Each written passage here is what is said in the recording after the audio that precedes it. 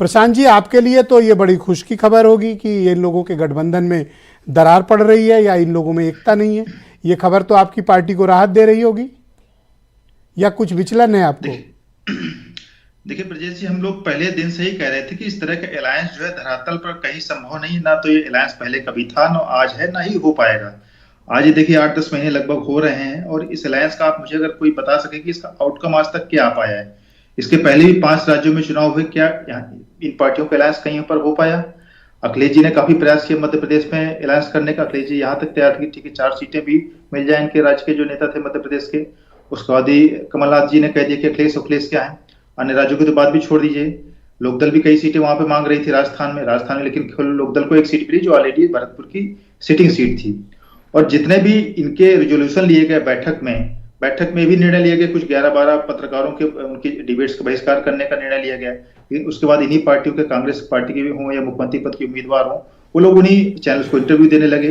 इस पे भी काफी रार हुई। तो अगर इस तरह का कोई अलायंस अगर एग्जिस्ट करता है, मैं तो कहता हूं, तो उस अलायंस का आज तक आउटकम क्या है? और अलायंस की पहली कसौटी होती है सीट समझौता, सीट शेयरिंग।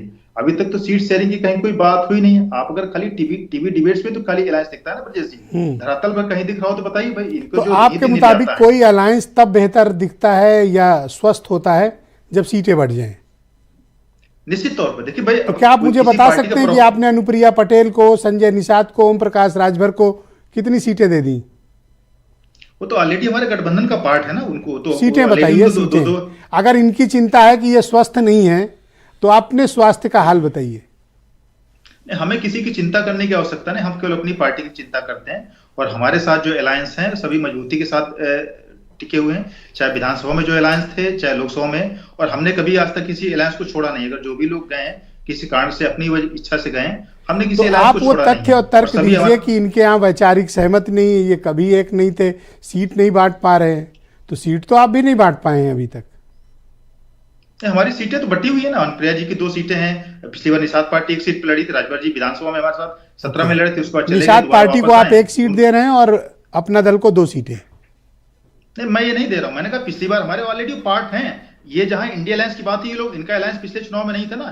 इनका तो अलायंस बनना है, तो इनको डिसाइड करना है। और चूंकि मुख्य बात है कि ये सारे जितने भी घटक दल हैं इंडिया अलायंस के साथ में, इनका जो प्रादुर्भाव हुआ है कांग्रेस विरोध पर हुआ है। ये सारी पार्टियां कांग्रेस विरोध के आधार पर बनी है, तो इनका कांग्रेस। थैंक यू प्रशांत जी, हमारे साथ जुड़े रहिएगा। मैं दीपक मिश्रा को इन्वाइट करता हूँ।